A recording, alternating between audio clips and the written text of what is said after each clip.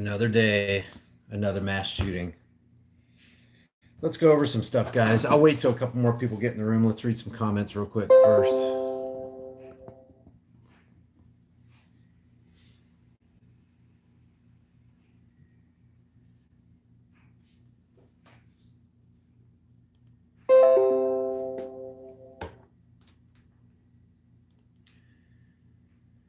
Everybody hear about the Ohio supposed shooting? I'm sure by now. You know what? You know what's amazing to me? The guys at well, a couple of people that I know. Let's just put it that way. I'm not gonna call anybody out, but people that I personally know, they hardly ever know anything that's going on in the political realm, especially things that directly impact them. But almost everybody that I've come in contact with knows about the quote unquote shooting that happened yesterday in El Paso, Texas. Why do you think that is?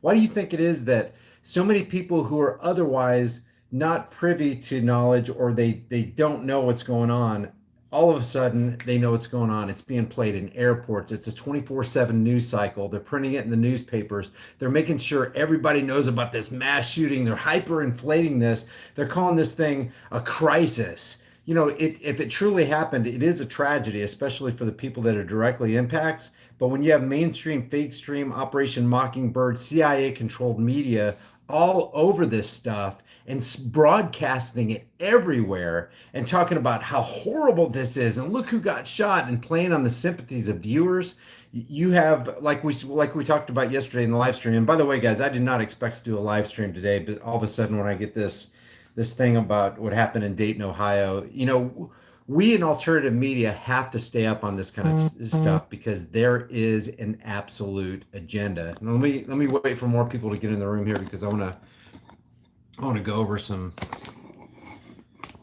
important things that definitely mainstream media is not going to tell you, because they're in cahoots with the government. The government doesn't want you armed. The government wants to run gun confiscation because the government wants you to be a victim. See, if you're a victim, then you're not somebody who's going to rely on the government. You're going to have an entitlement mentality like most quote unquote Democrats do, and some Republicans do too.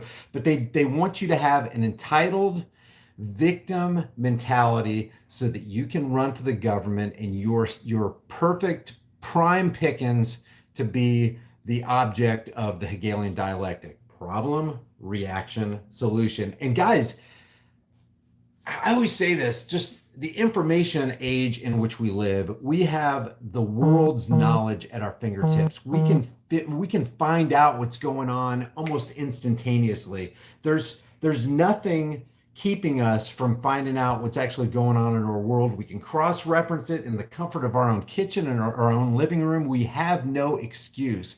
We can be informed, intelligent human beings, and it doesn't really take much. I'm talking on a device, a little handheld device that weighs less than what, zero point 0.3 pounds, and I can access the libraries of the world and figure out what's going on. I can find out if CNN's telling me the truth. I can cross-reference it. I can find out if alternative media is telling the truth. So we have no excuse. So when this Hegelian dialectic is constantly being played, they're playing us like fiddles, man.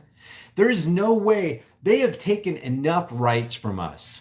They're not taking one more right from us. Let me just let me do a couple things on my computer here while people are piling in the room. 588 right now.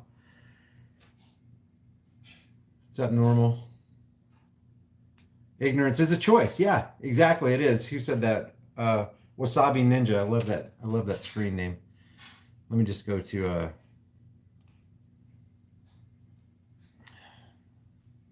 ignorance is such a choice. Very, very true. Sorry, I don't know why my connection's so slow right now.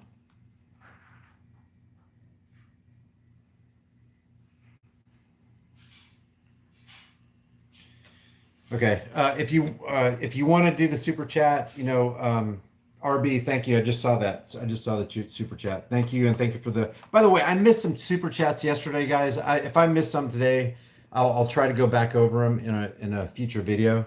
But if you got something you want to share and you want to do super chat, I really appreciate it. Thank you very much for that. I want to go over first of all this article from, I think it's from the Daily Mail. Yeah. Daily Mail.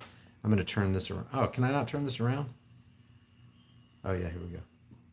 By the way, I'm gonna turn this camera around. I want to show you something. I'm hardly anywhere, guys, where I'm not armed or I don't have some form of firearm handy and available. I don't know why this is blurry like this. What's up with this? Huh. I don't know why it's blurry like that. Is this gonna be like that? Well, that sucks. I don't know why it's not focusing. Anyway, people can call me, hey, I'll have to do it with the front facing camera. It looks like I don't know why the back is blurry like that. I'm almost never unarmed. And a lot of people can go, well, you're freaking paranoid. What are you scared? No, it's not called being paranoid. It's called being prepared. See, it's better to have this and not need it than need it and not have it. I don't want to have to carry a firearm. But you know what? I don't want to be a victim. I don't want my family to be a victim. Do you love your family? Look, one of the best things you can do for your family, one of the best things you can do for the people you say you love in your life is to be armed. It's better to have it and not need it than need it and not have it. And believe me, if you're going to be in a bar or a post office or a school or, a mall, don't you want to have the opportunity to have power in your hands so that so your destiny doesn't have to be shaped by what some gunman does or what some political parasite, some legislative act that some political parasite decided to, strip you of your rights. You remember Suzanne Greta Hupp from it was in Luby's in Killeen, Texas. I think it was Killeen, Texas. She went to a Luby's restaurant with her mom and dad. I think it was on a Saturday or Sunday afternoon, and they were just eating. And then I can't remember the guy's name, but it just took his pickup truck and just rammed it right into the Luby's restaurant. Got out and just started shooting. I think it was 26 or 27 people died that day. Two of those people were Suzanne Hupp's parents. And what her testimony was before Congress was she had thought that she was like, I got this guy, I got it. She reached into her purse and she realized, oh yeah, that's right. They made it illegal for me to carry my freaking firearm. She could have saved herself, her mom, and her dad, and 26 people could have still been alive today. Although, I mean, that was back in the 1990s, but people they could have been alive. The reason those people died, they didn't have to die. The reason they died is because some political parasite like Beta Male O'Dork and Kamala Harris and even people's great American hero right now. I cannot remember her name. Black hair from Hawaii. Gabbard, even Tulsi Gabbard, if you look on her website, she is pro gun control, which is pro people control, which is anti Second Amendment. So it's so hypocritical, guys. Yeah, I want to be the president of the United States. Oh, yeah, what does that mean? That means I'm going to uphold and protect and defend the Constitution. Part of that is the Bill of Rights. Part of that is the Second Amendment. A well regulated militia being necessary to the security of a free state, the right of the people to keep and bear arms shall not be infringed. But you know what I'm going to do in my first days in office as president? I'm going to infringe on your rights because I'm going to require you to have a background check. I'm going to close the gun show loophole. These people are claiming to be the president of a country that's supposed to have the supreme law of the land called the Constitution, and in it, the 10 Amendments called the Bill of Rights, and in that, the Second Amendment that says shall not be infringed, and the first thing they do before they even get into office, shall be infringed. You should not be able to you know what I think about politics and government is just hogwash. But if you're going to be president, if you're going to have a president, and you're going to have them put their hand on a Bible and raise their right hand toward heaven and say, I swear to protect and defend the Constitution of the United States against all enemies, foreign and domestic, you would think a prerequisite for being the president of the United States is you're going to frickin' uphold the Second Amendment. As a matter of fact, if they swore me in, I'd be like, oh, hold on a second. Which hand do I put on the Bible? I'll tell you what, just stick that Bible right there because I ain't letting go of my firearms. Okay, you want me to be president of the United States? First thing, let me tell you this. I'm going to uphold the Constitution of the United States. That means shall not be infringed. That means I'm going to get rid of every single damn gun-free zone, criminal empowerment, victim slaughter zone. I'm getting rid of all those things. Why? Because ever since 1950, from 1950, if we look at the statistics to 2017, 95 to 98% of all mass shootings have taken place in criminal empowerment zones. Oh, I'm sorry, gun-free zones. I mean, it should piss us off, guys. So to have some guy in Ohio or some guy in Las Vegas or some guy over there in El Paso, Texas, blowing people away, and then the knee-jerk reaction for politicians is, you know what we need to do? We need to get our pans and we need to create a law that takes guns away from everybody else who didn't commit that crime. That makes a whole lot of sense. It's almost baffling. It almost short circuits my brain how brain dead and brain numbing the psychological operation actually is. If you think about it, I don't know about you, I don't know about your town, but if somebody gets into a car accident, if they use their car as a weapon and ram into, accidentally hit a pedestrian, there is no politician in my town trying to take cars away from everybody else. It just doesn't happen. And if you, like I said in my video yesterday, if politicians really cared about people, they really care about the lives of people, how about the 480,000 people that die? And that's just a minimum number, guys. That's just a very conservative number. 480,000 people die every year because of cigarettes. If they really cared about people, why are they going after the gun lobby instead of going after the tobacco lobby? You know how many people die in traffic accidents every single year globally? 1.25 million people die in traffic accidents. If you want to look at a crisis, there's your crisis right there. 480,000 people dying every year from cigarette smoking. You know how many people go to the hospital for serious injuries because of chainsaw accidents? Over 32,000 people every year. That's 99 people a day, but nobody's talking about that. That sounds like a crisis to me. How come CNN's not talking about chainsaws? Let's ban them chainsaws, damn it. Those things are killing people. Do you know how much that costs taxpayers every year by people having chainsaws? Look, I've told you guys this before. Freedom is dangerous, but I'd rather have dangerous freedom than peaceful slavery. If you'd rather have peaceful slavery, then go ahead, be a pussy, be a pansy. Go ahead and have the politicians enact laws that make you feel safer. But like Benjamin Franklin said, those who would give up essential liberty for a little temporary security, and guys, it's security theater. You're not safer by more laws. As a matter of fact, your freedoms are stripped and you're less safe. And we can see that just from look at London. They took away guns there. Now you know what they're doing? They're marching in the streets because of knife violence. Damn, let's go get a knife. You know what? We got some knife violence going on. We got knife violence, and we need to take these dangerous instruments out of the hands of crazy people. I mean, I don't even know how to tell you in a rational way. It's hard for me to even be rational right now. What did I just do? I just messed up this table. I want my daughters. I have 3 daughters. I want my daughters to be armed to the teeth if they want to be. I don't want my daughters to be victims. You know what? I can't be around to protect my daughters every day. I can't be there. And the cops, hey, when seconds count, when seconds count, they're minutes away.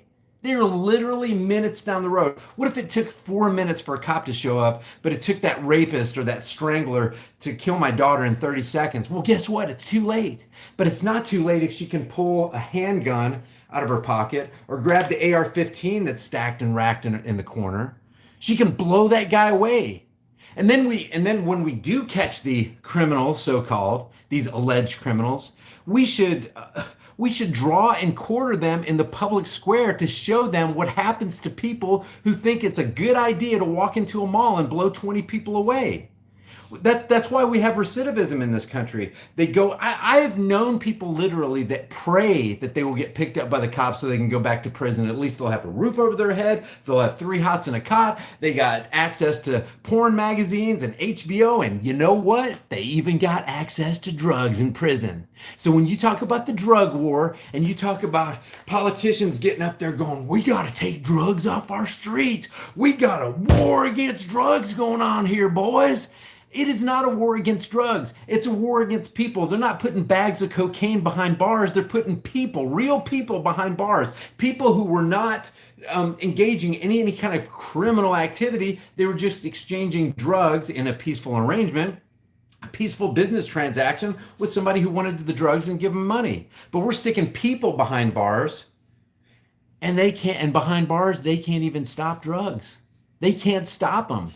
You know what? You can even find weapons, certain kind of weapons in prison. Somehow weapons make it through the hallowed gates of maximum security cells. So when a politician tells you that, hey, I'm here to keep you safe, I'm gonna write a law for you, boy. We're gonna keep you safe. You know what's more dangerous than this freaking thing right here? You know what's killed more people than an AR-15 or an AK-47 or an M16? You know what's killed more people, guys? I know I'm just passionate about this because this pisses me off because I know what they're doing. They are going to enact some kind of gun confiscation and try to make you and I criminals for something we didn't even do. And it's probably CIA initiated. Can I prove that? Nope, I can't. But there looks like some pretty fishy stuff coming out of El Paso and YouTube. I'm not making any kind of assumptions or assertions right here, okay? It just looks really fishy to me. Something's rotten in Denmark and something's also rotten in El Paso. And now it looks like there's something rotten in Dayton, Ohio. And even if all these things were legitimate shootings, you know what the fallout of this whole thing is going to be. We're here to take your guns. We got to keep you safe. We're going to run a background check on anybody, even if it's a private party sale. We're going to make sure that we got a background check on you, boy, because you need permission from the government before you can exercise your freaking Second Amendment rights that the President of the United States swore to uphold. Dumbasses, man. Dumbasses. I lost my train of thought. No, I didn't. Here it is. But what's killed more than that freaking AR-15, an AK-47, an M16, a Glock, a Smith & Wesson, I don't care. What's killed more people than that is the pens of freaking politicians. You don't go to war unless a politician makes a declaration of war. And sometimes you don't even need a declaration of war from Congress. If you're the President of the United States and you're Bush, you can just make an executive order and type the Patriot Act into an existence in 29 days. How'd that happen? They must have had it pre-prepared because they were getting ready for the new Pearl Harbor. And then we all get set up because the Hegelian dialectic works so well and we get so fearful. Oh my God, the last thing you want to do in this world is to go, oh my God, I'm scared for my life. Oh my God, I'm scared for my family's life. Oh my God, they're coming for me. What's the natural thing that we should do? Oh, let's beg our political overlords to please protect us for one more day. Freaking, ugh. If there weren't other people in this house, I'd be freaking screaming right now. I can't turn this camera around, but let's just watch. Hopefully I can. Oh God, I appreciate you guys. Just let me deal with some super chats here real quick. This is mind blowing, mind boggling, brain dead. I feel like I've lost brain cells watching CNN so much here, guys. But I do it for you. I will always do it for you. I saw some super chats coming in. I'm just looking. Judy L, thank you very much for the super chat. I want to keep short accounts on this, guys. I don't want anything pass me by like I did last time. Shoot, I think I lost. Dang, I am not good at this. Okay, let's just move along. I'll try to get to the super chats later, but let's deal first with CNN, the Communist News Network, the Counterfeit News Network. They might as well call it KNN, the Kremlin News Network. Sounds like they're. And you tell me if you can hear it, because I don't want to just play it if you can't hear it. Let me turn up the volume. So I want to bring in CNN White House. Oh shoot! Wait a second. All right, what do we got going here? CNN White House. Okay. Oh, I think I just verified that you can hear it. Let me know if you can hear this. Son of Boris Sanchez in Berkeley Heights, New Jersey, near where the president is staying this weekend. Boris. All right, can you hear it? Thumbs up if you can hear it. All news is owned by the Jews. How about all news is owned by the Zionists? Because, you know, there are Jews that don't own mainstream media. Full swing. Okay, thumbs up. You can hear it. Okay, here we go. Just listen to the buzzwords, guys. This is Freudian classical conditioning. Okay, this is psychological operations 101. And don't think for a second that every minute that mainstream media, I don't care if it's CNN, MSLSD, ABC, CBS, Fox News, they're all trying to get into your mind and rewire how you think about society, how you think about government, what you actually think about mainstream media, how you view your family, how you're going to act. This is called getting into your mind and getting behind the driver's seat. All you have to do is look at Bernays' book. I mean, I don't know if you guys are very familiar with Edward Bernays. He was the nephew of Sigmund Freud, but I'll get to this in a second, but this is super important, guys. I got just tons of stuff going through my mind. He was able to, for the tobacco industry, for I think it was $125 or $150, he was able to popularize the women's movement way back when. I think it was in the 1920s or 1930s, and he was able to get women to take to the streets. I mean, this is without internet, guys. He just wrote a couple articles in the newspapers, little articles that people saw, and he played on the emotions of women like, you know what? You deserve equal rights too. You know what? Why don't you light torches of freedom, which would be the cigarettes? So the tobacco industry made tons of sales, and all these women go, yeah, we're going to light torches of freedom. So they're lighting up cigarettes that are basically killing them because Edward Bernays, the psychological engineer that he is, got people to basically sign their death warrants because we're women, we're strong, hear us roar, we're going to walk out in the street and we're going to march and we're going to show how much more, how equal we are to men, and we deserve equal pay and equal rights, and we deserve to vote, and we're going to light our torches of freedom and show the world how great we are. Talk about getting to the driver's seat of somebody's mind and completely manipulating them. So when you look at CNN or ABC or CBS or Fox News or whatever, they are trying to wire your minds to look at your reality through their lenses. It's always like that. It's always going to be like that. And we already know from the 1970s disclosure, and I don't even know how this happens, guys. I don't know how it is that they actually disclose this through congressional hearings, but in the 1970s, they disclosed the CIA infiltration of Time Magazine, the Wall Street Journal, and all this kind of stuff, where CIA assets went in and just were manipulating the psychology of Americans through major news outlets, quote unquote. Now I put news, quote unquote, news outlets because it's not really news. It's fabrication. It's propaganda. So these propaganda campaigns are very, very powerful. So here's some propaganda right here. I'm trying to maximize our time here. It was 13 hours since El Paso. This has just happened, and then the Dayton shooting happened. This happened several hours ago, about 1 o'clock in the morning. Do we know if the president has been briefed? Okay, so she's making this point. It's 13 hours since the latest mass shooting. Okay, in that 13 hours, how many people died from cigarettes? In that 13 hours, how many people died in car accidents? In that 13 hours, how many people died from medical malpractice? In that 13 hours, how many people kicked the bucket because of FDA-approved pharmaceuticals? Way more than died in El Paso or Ohio or any mass shooting across this country, or maybe even across this continent. You know, pharmaceuticals are killing way more people than that firearm right there is. Way more people. So when you have CNN, they have an agenda. They have their propaganda script. They're reading their teleprompter, and these aren't news anchors. They're news actors, and they're acting like they're really sympathetic to the plight of the rest of humanity. When in reality, you know what they're really doing, and you can see this by their actions. This isn't this. I'm not hypothesizing here. They're like, got us another mass shooting, boys. The ratings are gonna go through the roof. We're gonna make tons of money. Ka-ching, ka-ching. That is mainstream media, guys. That is mainstream media. So here we go.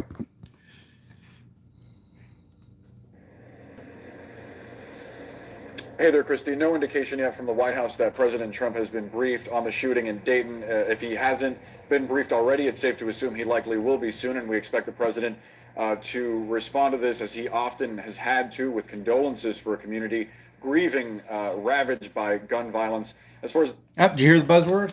Ravaged by gun violence. Ravaged by gun violence.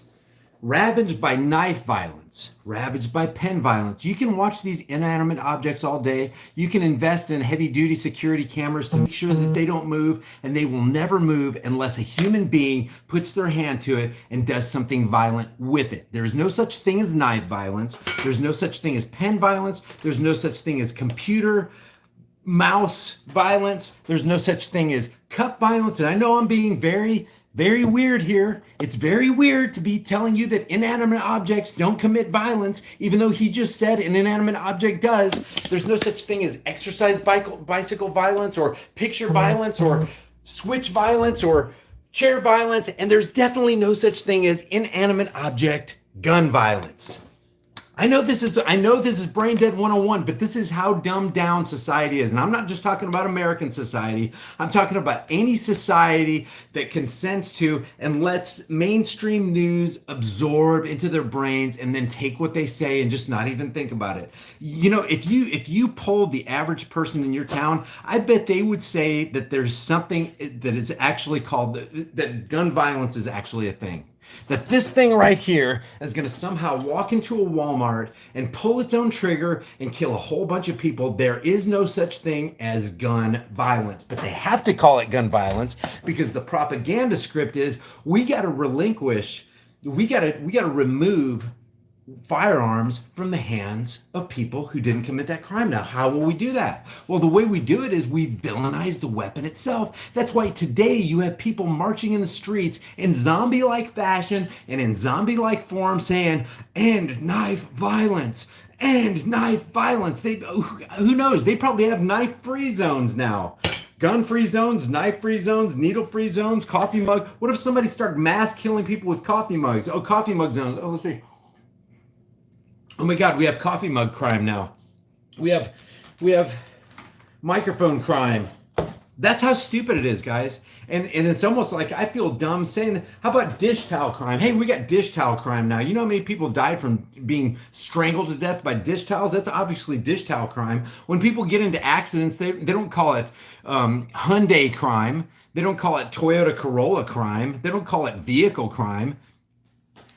So okay, the point is they're going to use these euphemisms to promote their agenda. And their agenda is you have to be disempowered. And one of the best ways we can disempower you is to separate you from the firepower that could keep you safe. I understand, guys. I mean, I see people laughing, but it's this ridiculous. It's this freaking ridiculous.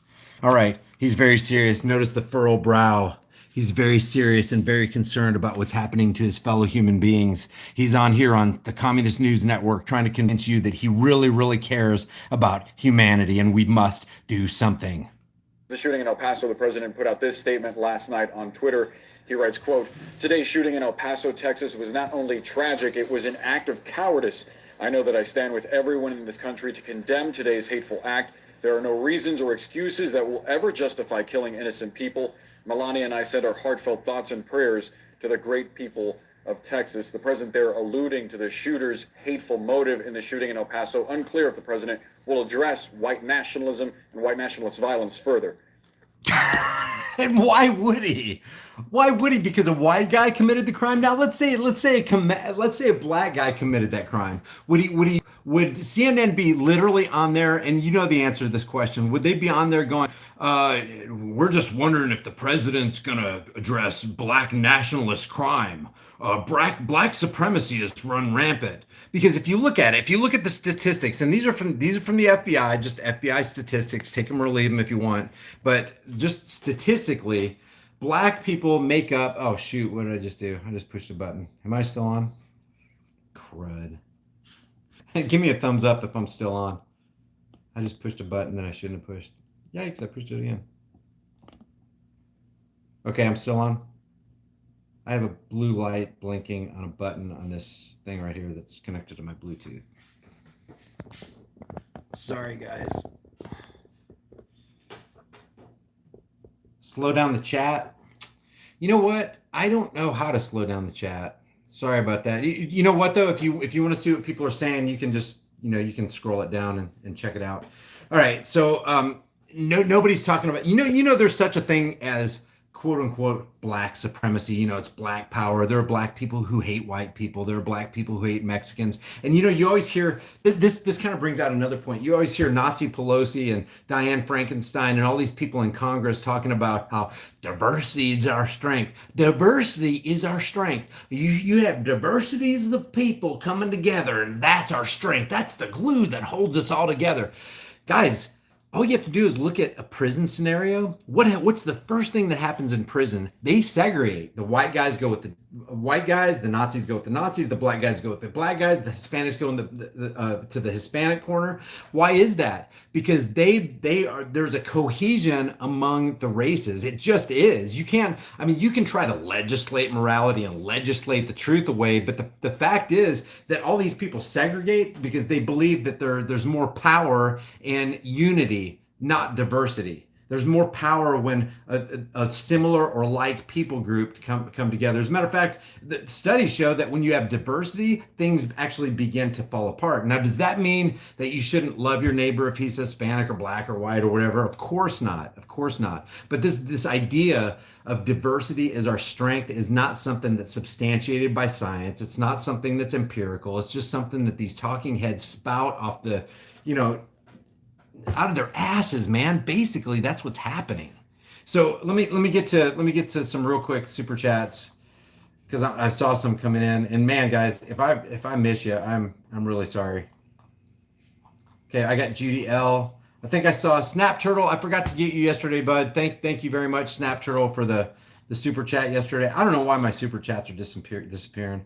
I think I need if I have any moderators in the chat, can you guys just do like a real quick shout out? All right, let's watch the rest of this. I may have lost my train of thought, but I'll come back to it. These boneheads are really pretending like they care about people, and really all they care about is the clicks. They care about making money because people are going to tune into them because of a tragic event. And actually, you know what? The reality is people do look to CNN as a legitimate news source, and we need to step in the fray and eradicate that brain dead idea. Christy. Laura Sanchez, we appreciate it so much. Thank you.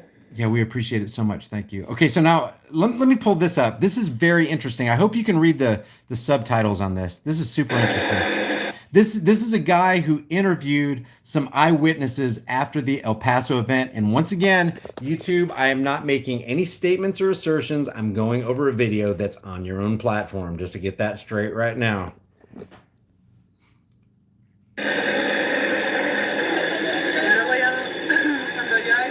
I don't know if you can see this, as we were waiting to pay, I saw some men plural, run in shooting. That's what this eyewitness is saying. And by the way, take note, she's not a white girl.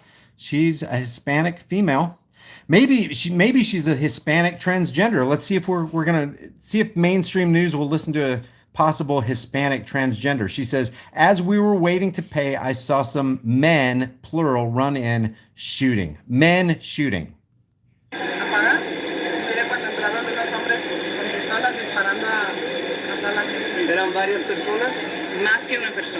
Oh shoot! It says, was there more than one person? Was it various people? Yes. At least two. At least two. At least two is the question. She says there were at least 3 or 4 people. And how were they dressed? They were dressed in black. Okay. So you saw more than one person dressed in black shooting inside the Walmart. Were they dressed in uniform like police? She shakes her head no. I didn't see their faces. I saw them all dressed in black, indistinct.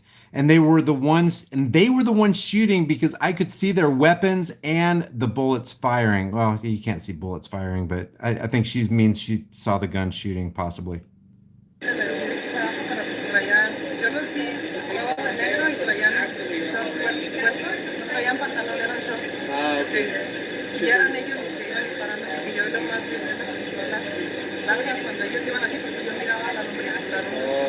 So She saw 4 individuals running in there in shorts, all dressed in black, shooting back and forth.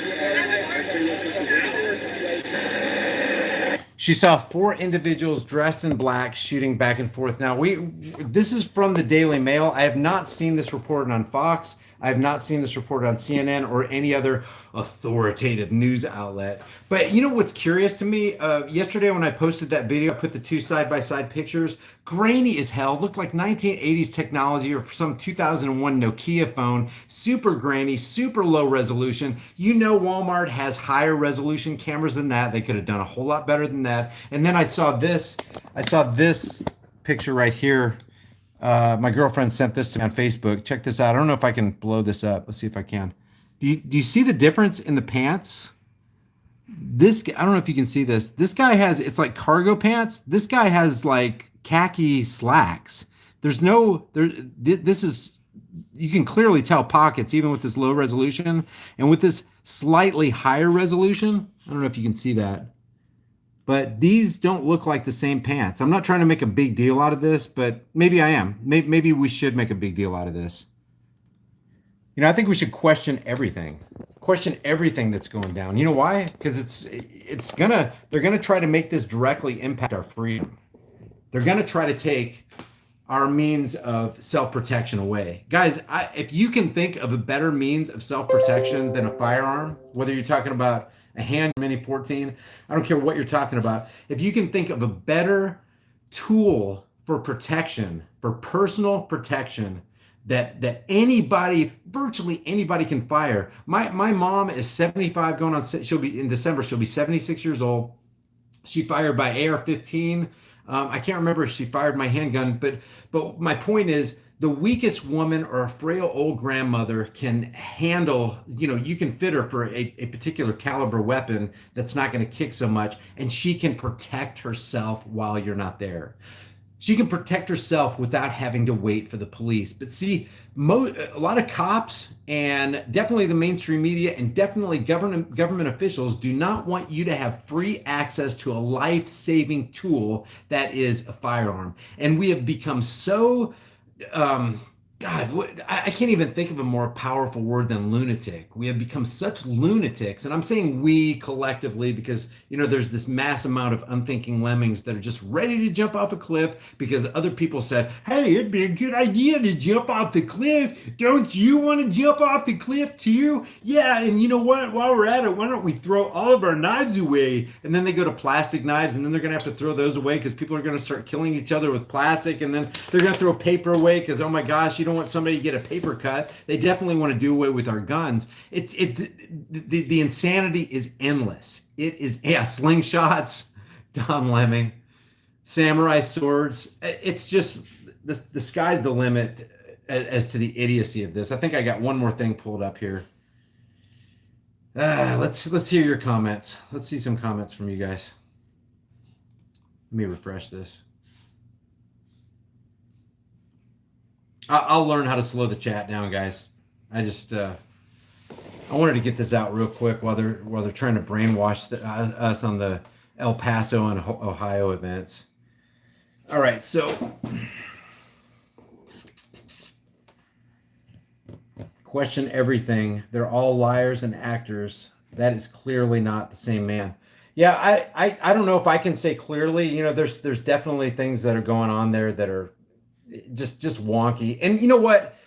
I just want to also say it doesn't really matter for us. It does matter for the families that possibly were affected. It would totally matter if you and I had a mom who died in a tragic accident like that. Am I saying anybody died? No, I don't know. I haven't seen any evidence of anybody dying, just like I haven't seen any evidence of anybody dying at that. And I'm going to have to put it this way, guys, because of the YouTube algorithm, that thing that happened in a school somewhere on that eastern border state back in 2012 during Obama's presidency. You know what I'm talking about. I haven't seen any evidence. I've seen some strange things like H. Wayne Carver, the coroner for that, supposedly he did the procedure on those well, I'm not even going to say, H. Wayne Carver from that event that took place in that state, Connecticut, in some school, some school, I don't know, where they happened to be doing drills right down the street on that same day. Just FEMA would just happen to be there 20 minutes away. It's all just kind of strange, kind of like FEMA was there on September 10th. 2001, they just happened to be in the neighborhood before 9/11 went down, and they just happened to be the first responders there. Gosh, that was just such a coincidence. And how on the London subway bombing, they just happened to be doing drills for the exact same thing that happened. Gosh, it's just such a coincidence, But, we know what mainstream media told us about it is absolutely true, and all that stuff is just purely coincidental. The pen is mightier than the sword. So, okay, so let's see. Let's do some more of this here. Maybe we can get Cenk Uygur to weigh in on this. I'm sure he has some words of wisdom and some nuggets to share with us on this. I'm sure Cenk doesn't want us to dispose of our weapons or have weapons confiscation. Do you think? I think the Young Turks are totally for the Second Amendment. I mean, they're Americans, right? Look, when Trump said, and you guys know I'm not a Trump supporter. I'm not a supporter of any politician. But when Trump said about the squad, hey, get out of our country, the context was, okay, if you're not going to fall in line with Americanism and American values, and I understand there's some intricacies there too. But what he's saying is, if you don't want to, basically fulfill your oath, which every one of them is an oath breaker, including Trump. Come on. You gotta face it. I'll get a lot of people dropping off. Trump is not an oath breaker. Okay, then tell me about the extreme risk protection order that he sanctioned. Tell me about the civil asset forfeiture, and that's just not even scratching the surface about things that he's gone against the Fourth Amendment and the Second Amendment on. And another thing about while I'm on the Second Amendment, let's talk about the NRA. The police in Dayton. Snap Turtle says thanks for the super chat. Snap Turtle says the police in Dayton responded in less than a minute. Yeah, that's kind of interesting, huh? To respond in less than a minute, it seems like you would have to be waiting out in the parking lot. Because let's say you're just a block down the street, you're not going to get there in a minute because you have to pull in, you have to navigate traffic, you have to get into the parking lot, you have to get out of your car, you have to get your weapons because they probably don't have their ARs right there, or they may, but it's going to take more than 60 seconds to get in there. It just sounds like if they really did get in there in less than a minute, that they were ready for something. That's suspect to me. That's a good point, Snap Turtle. I don't even know what to tell you about that. Police never respond that fast. Sandy hoax was seriously a joke. Any word on Ohio shooter, the one in Texas? Oh yeah, let's look at this real quick. Here's the guy right here. Ohio authorities have identified the suspected gunman who opened fire on patrons at a bar early Sunday morning, killing 9, they say, and injuring 27 others in less than a minute as Connor Betts. So this apparently is Connor Betts. He's got that I don't know, he looks like he's a member of the Geek Squad from whatever that store is, Best Buy. Okay, so sister of Dayton gunman and her boyfriend are found shot dead in a car 24 hours after 24-year-old opened fire in a crowded bar, killing 9 and injuring 27 within a minute. And so what this says is Dayton authorities identified the gunman as Connor Betts, who was wearing body armor. Okay, now I know body armor is pretty much outlawed, but think about the body armor scenario from the context of politicians. We don't want you. Body armor's, by the way, body armor's not going to hurt anybody. Body armor is going to keep you from being hurt. So what the politicians do is they say, well, we don't want you to have body armor because if we give you access to body armor, then the criminals will have access to body armor. And then they'll go into those banks like they did to that Bank of America in 1994, where the cops didn't have the firepower to through their body armor. And then what's funny is the cops had to go to local gun shops to actually get the guns and the ammunition that was going to actually pierce that armor, which was it's kind of interesting to me. I'm not going to say it was funny because I don't know how many people died other than those 2 gunmen, but it was a pretty interesting gun battle. They had the helicopters in the air and all that. Maybe we can do I don't think I've done a video on that one. If I have, it's been a couple years. But yeah, so the politicians are saying, no, we don't want you to have body armor because bad guys will have access to body armor, and then they'll go into banks, and then we won't be able to shoot the bad guys. So we don't want you, obviously, we don't want you to have body armor. The sole purpose of body armor is for your protection. And the sole reason that the politicians put the pens to their papers and make these laws, which we know laws are nothing more than the opinions of men backed by the threat of force, the reason they put this stuff down is to keep you safe. Well, if you want us to be safe, then you should give us access to body armor so that if we're in a bar, we can wear body armor. But they don't want you to wear body armor because they really don't want to keep you safe. Wouldn't it be better if you had access to body armor and you go to a bar, and I'm sure they can outfit, lightweight body armor. At least it'd give you a chance. It'd give you an extra layer of protection, before it pierced your skin and went into your heart. But they don't want you to have body armor. Because they're telling you, we don't want you to have body armor because we want to keep you safe. We don't want the bad guys to have body armor. It makes absolutely no sense. So now let's re-villainize body armor. Yeah, body armor is bad because Connor Betts wore body armor, who was wearing body armor when he gunned down patrons at Ned's Pepper Bar in the Oregon District of Dayton, Ohio, around 1 a.m. on Sunday. So this happened early this morning. Officers arrived to the scene immediately and were able to put an end to it quickly. Well, guess what would have been able to put an end to it quicker?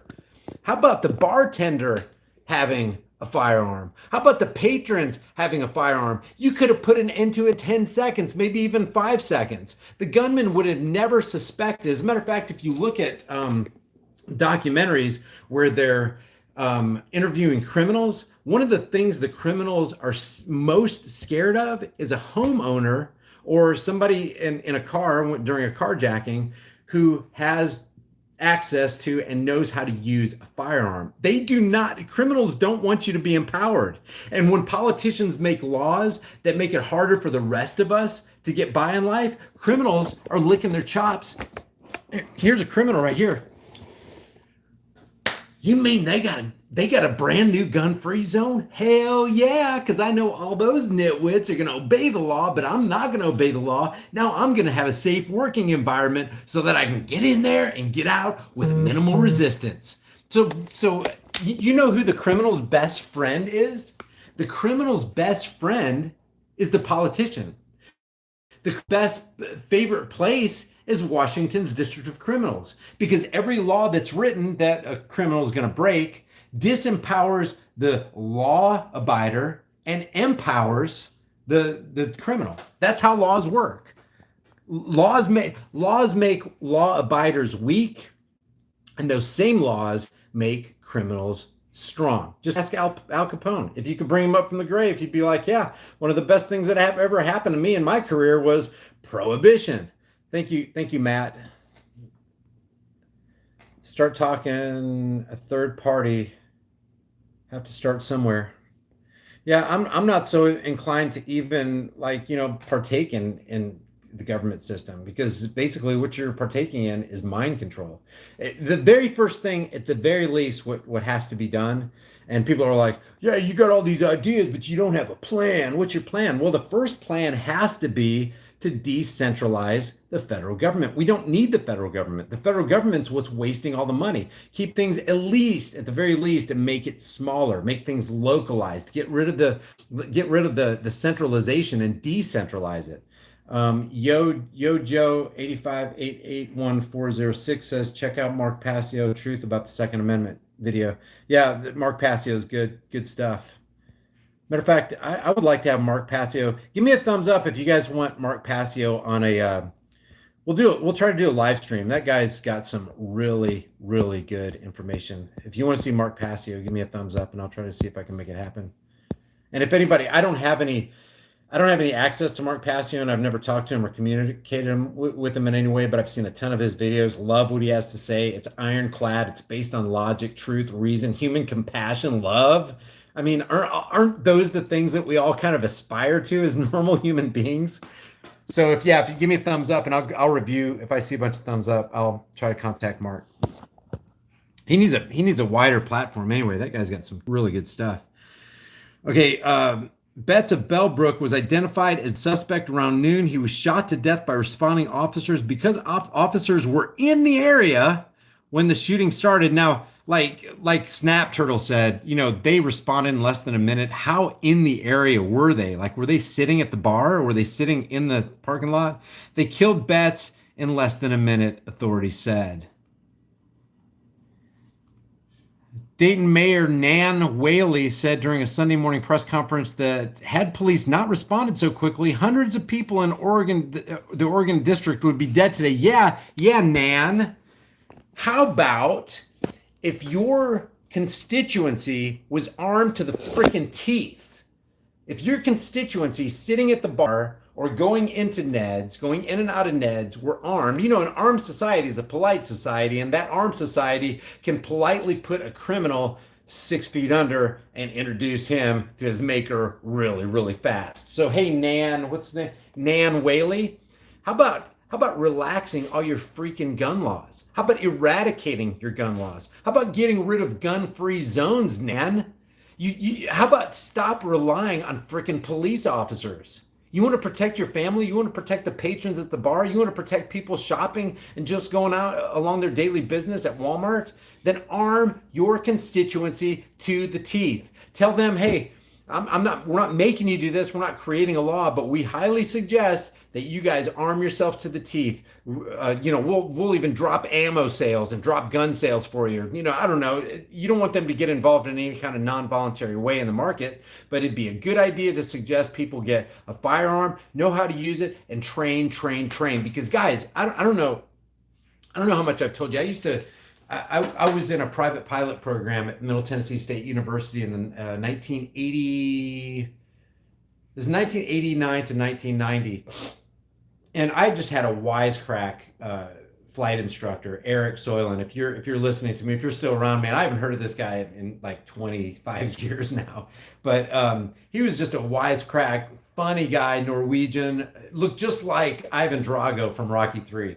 But I was flying a plane. I was doing my first cross-country flight to Knoxville, Tennessee. It's my first time ever in a plane without my instructor. And I'm such a dumbass. When I was doing my plane walk around, I checked the dipstick. You're supposed to check, the water content and the fuel, and you lift up the cowling and you check the dipstick, check the oil. I left the freaking, you're never supposed to rule number one when you check the oil on an airplane or even on a car for that matter, you never take the dipstick out of your hand. You never set it down anywhere. You keep it in your hand. You don't want to walk off with it. You don't want to forget about it.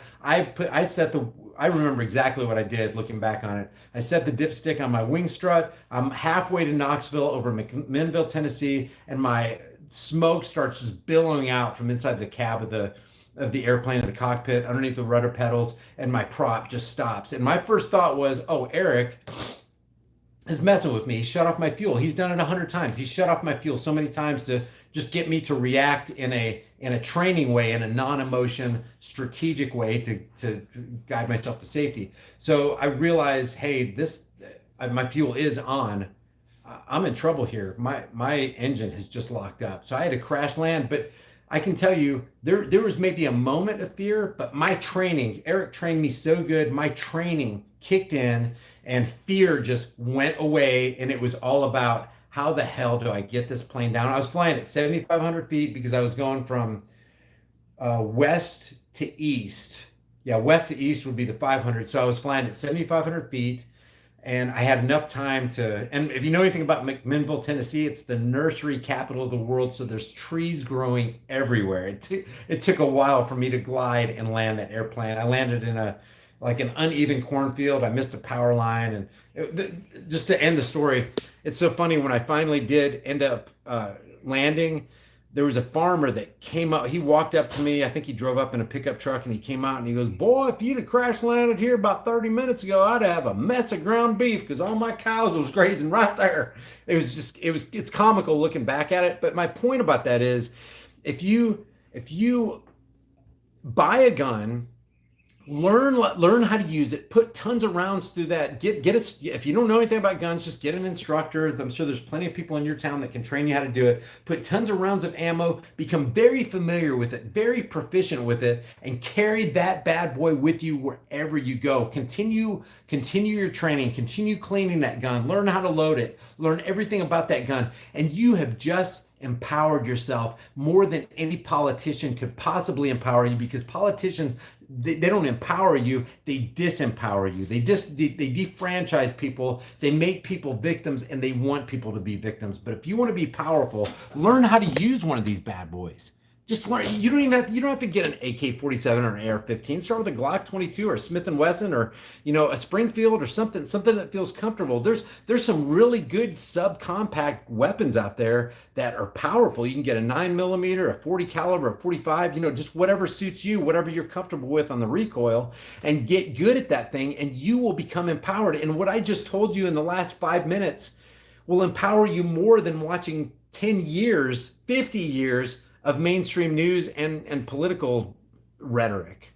You can be empowered, so that when that thing happens, and if you always have it with you, just treat it like it's your cell phone. Just carry it with you wherever you go, and you're going to be powerful wherever you go. You'll probably be the most powerful, responsible person in the room, because you know how to use it, and you know what's going to happen when it goes down. And it's better to have it and not need it than need it and not have it. So you have this firearm, so that when you're standing in the post office and something does go down, training kicks in, like it did for me on that airplane. I am telling you, if you're used to training for a marathon or weightlifting or swimming or a fire drill or anything, your training just kicks in.